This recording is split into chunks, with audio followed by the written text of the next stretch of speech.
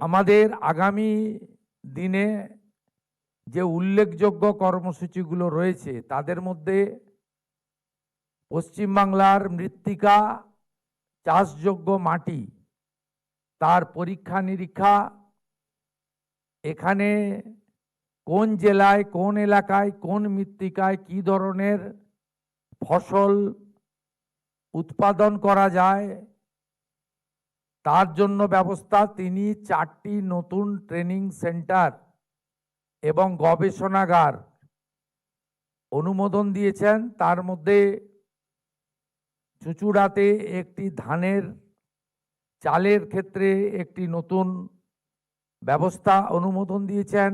মালদাতে আমের জন্য একটি ICAR এর 100 crore প্রজেক্ট ইউনিট অনুমোদন দিয়েছেন।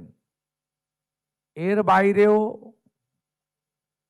ভুট্টা সহ, মাখানা সহ, আম সহ, লিচু সহ আমাদের উদ্যান পালনের ক্ষেত্রে ফুল এবং পান সহ নানা বিষয়ে ভারত সরকার এবং কৃষি দপ্তরের পক্ষ থেকে নানা উদ্যোগ ব্যবস্থা এখানে দেওয়া হয়েছে।